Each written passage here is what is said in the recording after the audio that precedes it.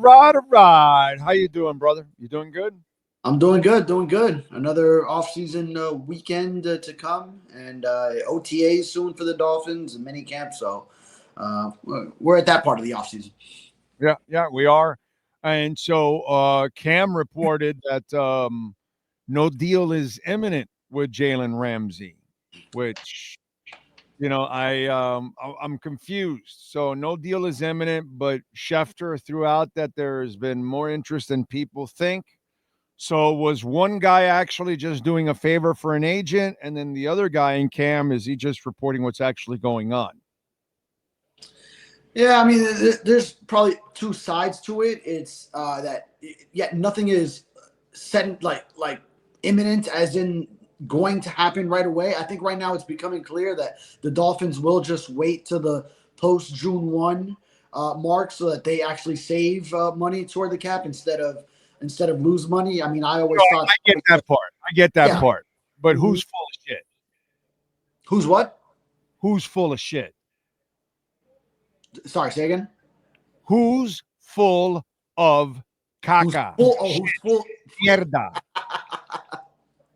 I mean, I feel like both things can be true. It's not like, okay. This is what I love about being me. Adam Schefter is full of shit.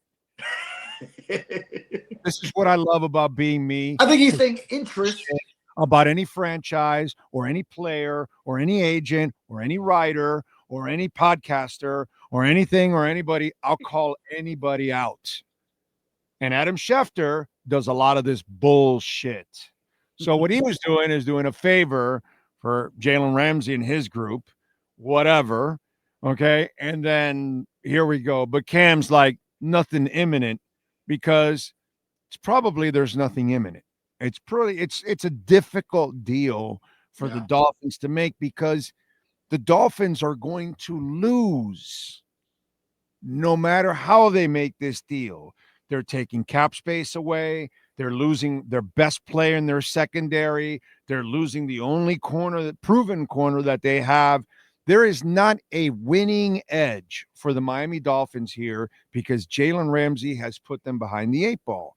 So that's why I think Cam is actually being more honest about what's going on. And I think Adam Schefter's full of shit on that one. Yeah, I mean, I think definitely nothing is imminent. I think we've seen that much because there would be some serious momentum.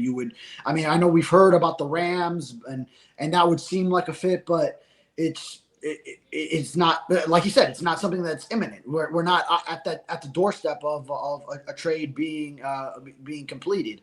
And I think for the Dolphins, it does make the most sense to just wait either way. And sure, I could see a possibility where, it's not like there's interest. I could see interest as far as, yes, teams are inquiring because they want to see if they can get a steal, if Jaylen Ramsey is on a giveaway type of trade seeking situation, then sure. I mean, I'm sure teams are making calls and there's interest, but not to the interest level of, okay, yeah, I'm serious. I'm going to get into a bidding war for him at that contract. I don't think teams are really lining up to do that right now. And for the Dolphins, it's in their best interest to just give it another week or so, and you actually save money, the $9.9 million instead of the 8.55 that goes against the salary cap if you just do it before, which I always felt was the logical thing, was just wait till post June 1, especially once you didn't get it done for this year's draft.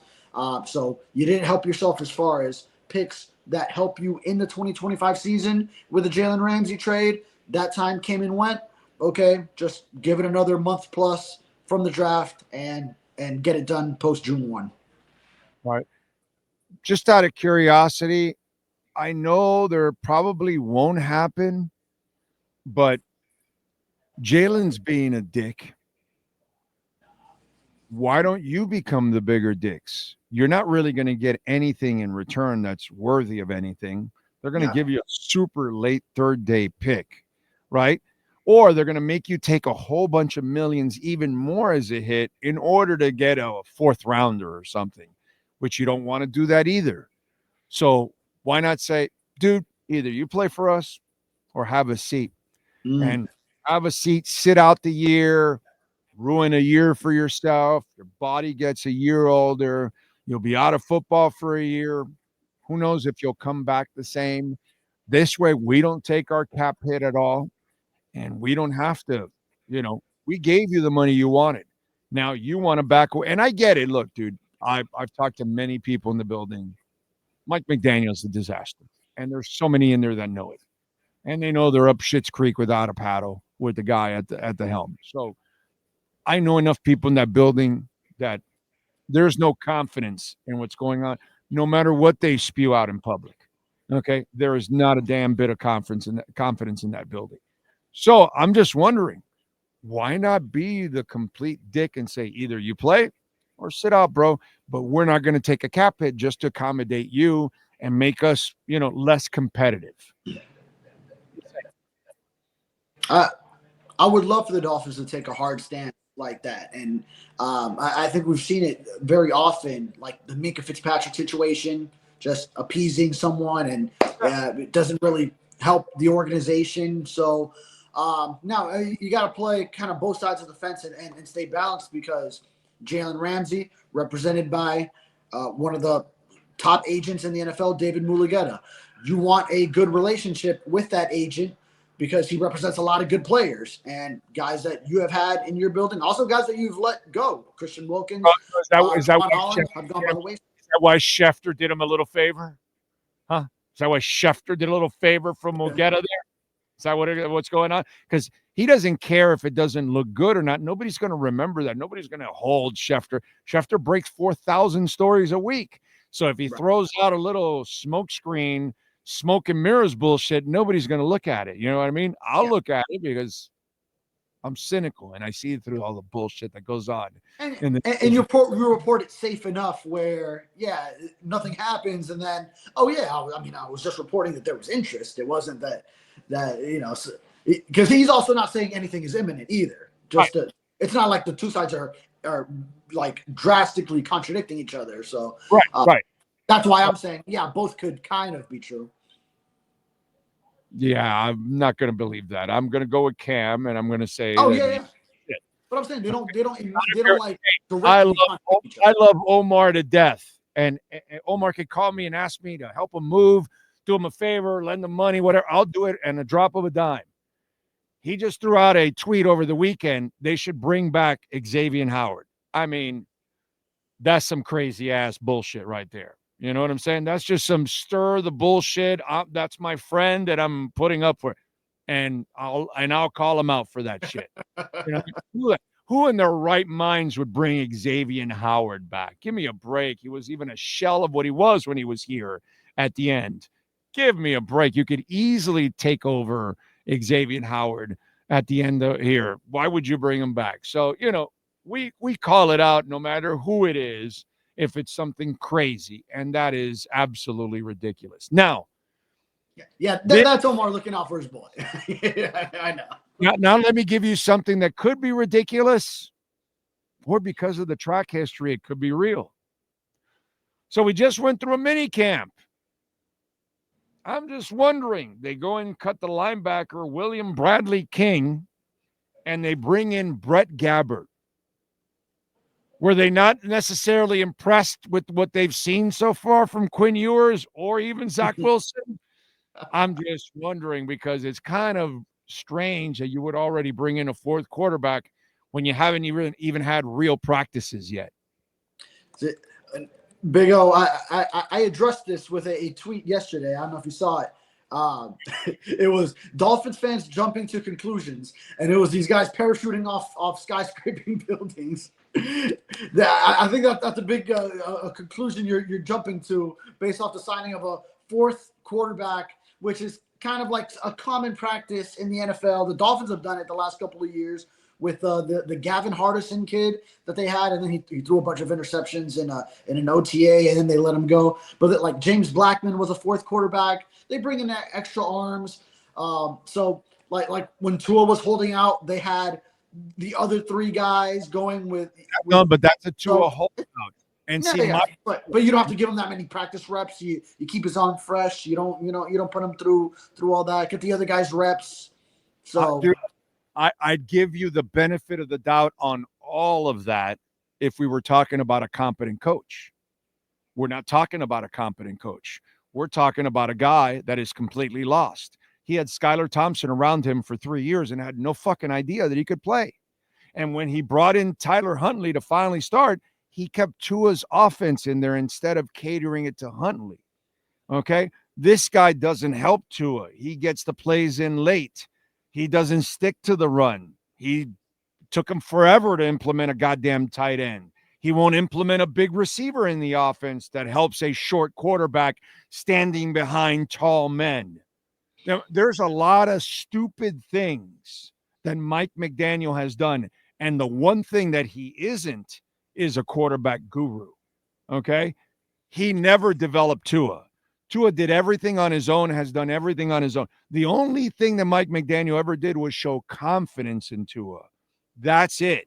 But Tua excelled with a head coach that literally hated him.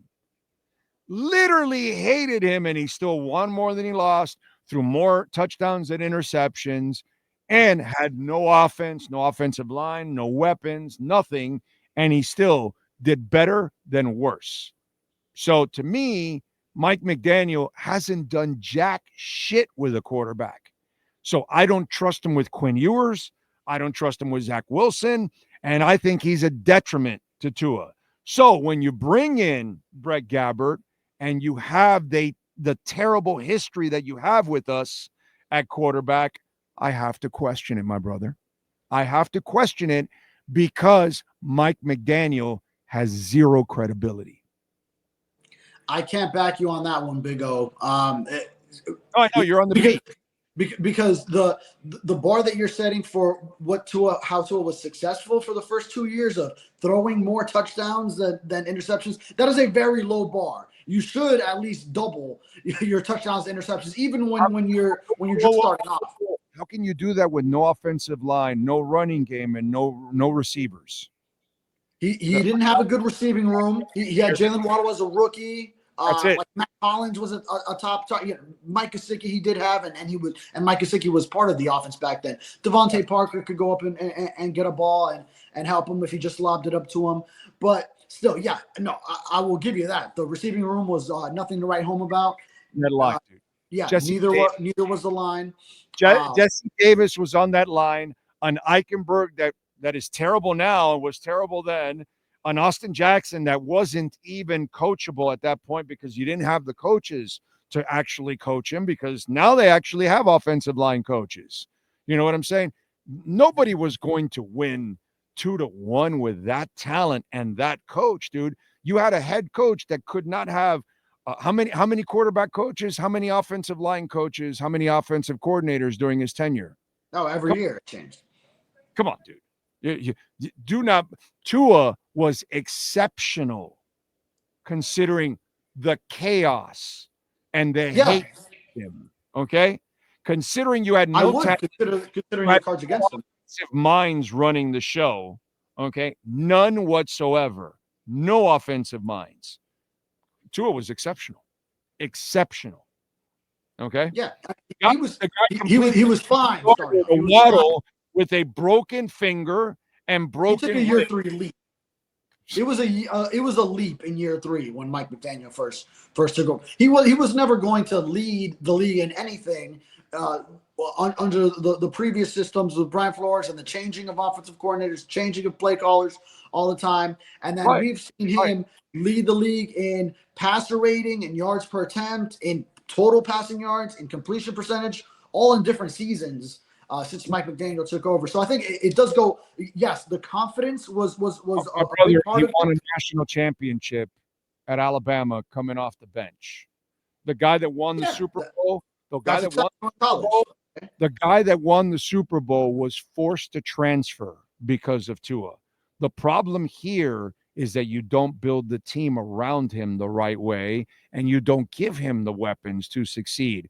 He's never been the problem. It's always the people around him, whether it's Flores or now McDaniel, dude. McDaniel's a disaster, an absolute disaster. It's that the front office has given him a boatload of talent, and he has underachieved over and over and over and over again. I will give you the overall underachievement with considering the roster that's been presented and the expectations that were here. But I gotta give Mike McDaniel credit for helping turn Tua around going into year 3. I can and I'll give you also the backup quarterback situation for sure. Skylar Thompson, trusting him and developing him, and then we saw he had him around Tyler Huntley the same way. I'll give you all of that. But no, he did develop Tua.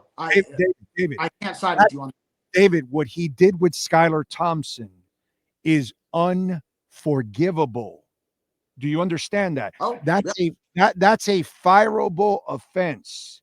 If you're that fucking stupid that you're around this guy for 3 years, you're coaching him for 3 years, and the guy can't even hand off the ball. Bro, that's pathetic. Mike McDaniel is a pathetic coach. They step all over him. He's weak. He's got a soft team. There's that guy. He has offensive mind. He can draw some plays up. I'll give you that. He has no chef in him. He has no leader in him. He's not a CEO. He's not a leader of men. And he's not a quarterback guru, dude. He's just not. Nothing has proven that he's a quarterback guru. So when you sign Brett Gabbert, and I saw what you did with Skylar Thompson, I can't trust you at all. His opinion on quarterbacks means nothing to me at all. He's a joke. Yeah, but listen, I hear you on the leader of men aspects, those things, the backup quarterback handling, but he did have confidence in Tua when it was a popular idea not to. When a lot of people were saying, okay, that it's going to be, he's not going to make it to the second contract. This is going to be the final straw after this year, where once you see different coaching staff, it doesn't work for Tua, and giving him receivers and some help on the line. But he did turn it around for Tua in that 2022 season, his third year, and it went beyond just, hey, buddy, I believe in you. I got my hand, I'm patting you on the back. That was part of it, that he instilled confidence in him, which was a way to get him to uplift his game. But it was not only, you mentioned the offensive system that was here before. Well, Mike McDaniel set up this current offensive system that allowed Tua to take another step and set up a system where he has some continuity on the staff, where he gets it right with the offensive hires the first time, so that now Tua has a consistency of, all right, here's my head coach and play caller, here's my offensive coordinator, here's my quarterbacks coach. All of these positions have not changed since 2022 when Mike McDaniel first took over, and that continuity does go a long way. I got to say, True FinFan actually made a really good point. Makes a lot of good points when he's on the show here with us. But he goes, coaching him for 3 years, it almost seemed like Skylar was worse year 3 than day 1. Yeah. I say that I think he's right about that. I think Skylar in year 1 looked better than he did in year 3. True. I mean, year 1, he started a playoff game. Yeah. No, he was out there going toe-to-toe with the Bills in Buffalo. I remember even in training camp, him making some decent, I remember he made this sideline throw that was a really nice throw over the DB. And I think True FinFan might be right that he was a better quarterback when he got here than when he left. And by the way, we'll see what happens with the rest of his future, because that will be an ultimate indictment if somehow or another he's able to turn his career around somewhere else. I mean, look, dude, there's something to be said that the players that leave from here, it's the stank is left on McDaniel, not on anybody else. Nobody's saying anything bad about Ross. Nobody's saying anything bad about Greer. Nobody's saying anything bad about Weaver or any of the other assistant coaches. The one guy that people are saying, it's not the guy, it's McDaniel. It's the one guy. It's the one constant complaint from anybody that you can get a complaint from. Yeah, and I can hear you. These were the questions as far as the leader of men aspect of being a head coach in the NFL. Those were the questions from the start, and still remain questions. And I understand how he has underachieved with a roster that was ready to win. I mean, Brian Flores uh, was accomplishing damn near the same records in the regular season, had a 10-6 2020 season, 9-8 2021 season with far, far less talent on the roster. And then 2022, it was 9-8, but made the playoffs, backing in as the last playoff team. And then the 2023 season had that epic collapse when you should have won the division, and then he ended up as the number 6 seed. I mean, 11-6 that year. It's not far off from the records that Brian Flores had, which with far less talent. Yes. So that I give you 100%. But I will always back what he did. That's why I don't agree with, like, overall. I think Chris Greer has done a really good job with the personnel part, but the coaching has burned him completely because he's hired the wrong coaches, unfortunately. And of course, there's a couple of moves lately that have really like backfired on them. Obviously, bringing back X was wrong. Giving Tyreek extra money, just things like extending Mike McDaniel have made no sense whatsoever. So there's a couple of moves, but Greer gave McDaniel more than enough talent to have more success than he's had, and that's my problem with it, overall. And that's why I don't feel you have the right coach, and this is just a matter of time before you just fire this guy and move on, because everybody else tells you what's wrong with him. All you got to do is pull people aside that in the building, and you'll hear the funny stories. Okay? So, or the scary ones. So I don't know. It's just I don't see the light at the end of the tunnel with that guy, unfortunately. Yeah, it is hard to see it right now. And then now we're hearing this offseason, and this is all like what they put out there, and of how they're trying to change the culture. And now, will they actually? Will it be too late if they are changing the culture a little bit? Having guys really commit on time. In an off season, you cannot change a culture in the off season. That's the challenge in front of them. So cards are stacked against. It takes a while to do it.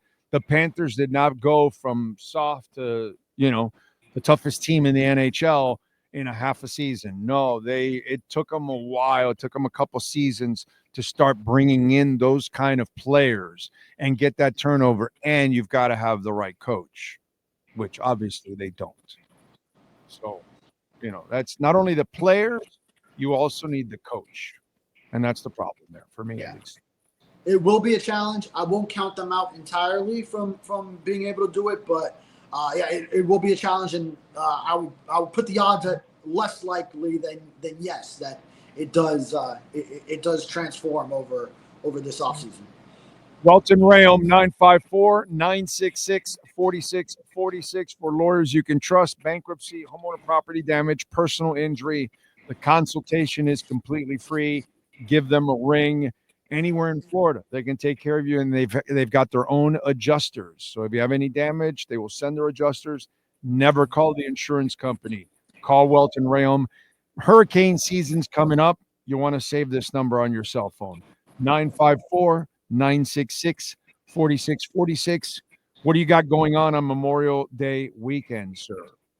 Yeah, I mean, we talked to a bunch of the assistant coaches all this past week, so still have some things to post, leftover items from that, like Bobby Slowick, getting to know him and how he has joined his brother Ryan Slowick in the Dolphins staff.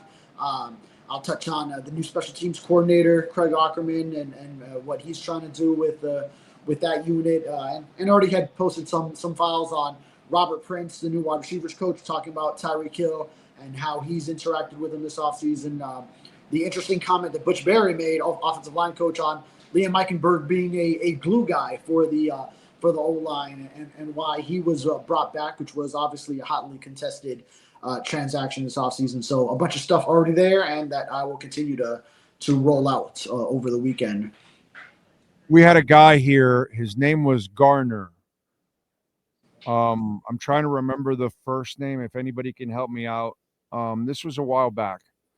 He wasn't a great offensive lineman either, but he could play multiple positions. So they would keep him around. They kept him around for a couple of years because he would fill in here or there. Now, he did a little bit better job than Eichenberg has done. That I will admit. Is But this Nate Garner? yeah, Nate Gardner. Nate Yes. Garner. Right. I don't think there's a D in it.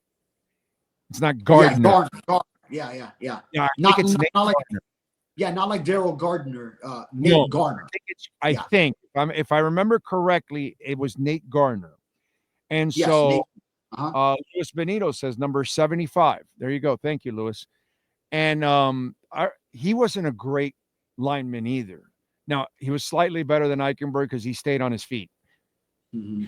I don't know. Eichenberg, I think Eichenberg was a break dancer back in the day because he loves to be on the floor and, he does the spin and then he does a little pose. He's a break break dancer, I suppose.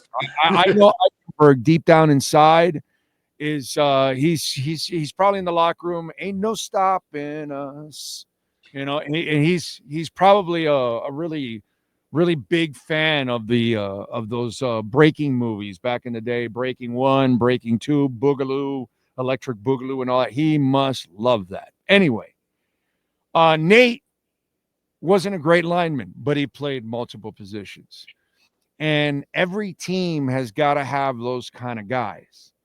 The only problem is because of your cap issues, sometimes you can afford a guy that's like a little better than this. You know what I'm saying? And Eichenberg just never really crossed that threshold, unfortunately. So it's become a point where while he's multiple, he's still not reliable. And that's the problem.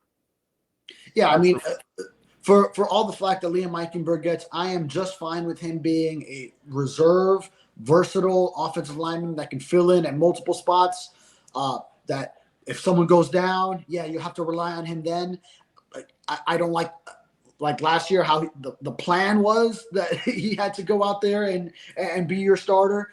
So that clearly didn't work. But I am just fine with him being a guy that's in the room. I think he has like some skills with the other linemen as far as just like leadership qualities to him. He could get under an opposing player's skin when he's just like talking shit to him in a game.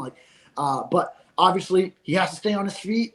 And I do like the situation where it's James Daniels and Jonas Avainaya starting, and then he is a reserve guard who has some versatility. He has played center in the past, so he could be Aaron Brewer's backup center. And it's been a while since he played tackle, but if worse came to worse and like you lost multiple guys that are like your swing tackles, then like you have another guy who could do that too. I am just fine with him being a reserve guy that's still here. And by the way, I want to remind you all, you end up with Liam Eichenberg as your backups.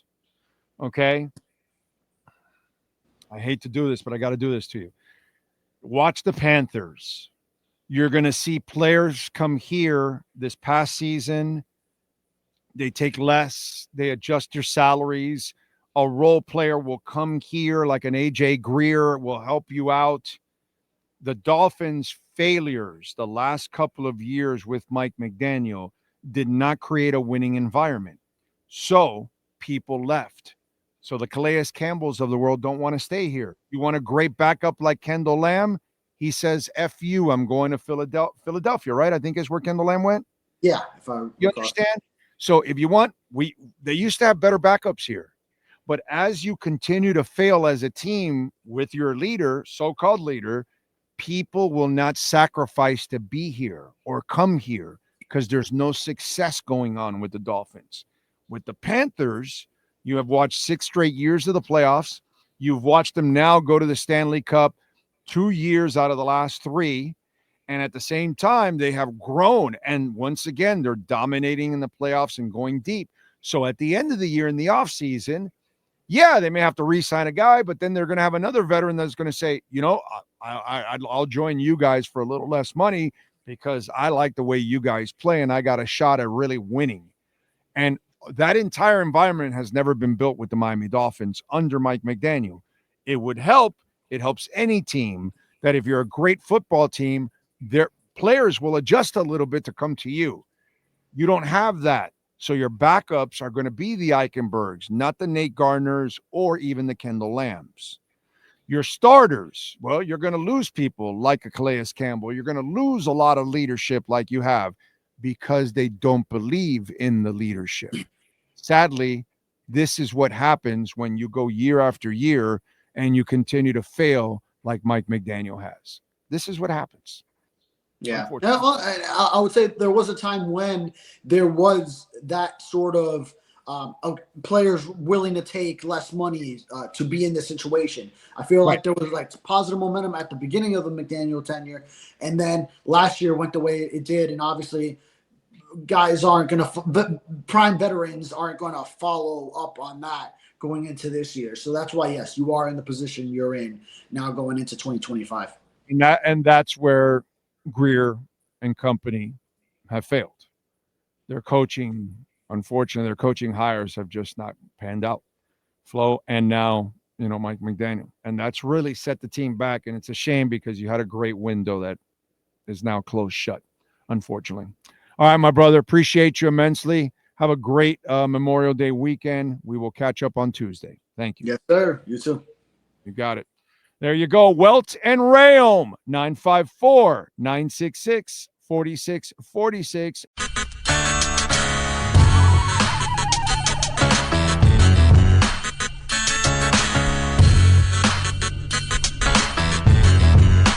This is the Big O Show. This is the Big O Show.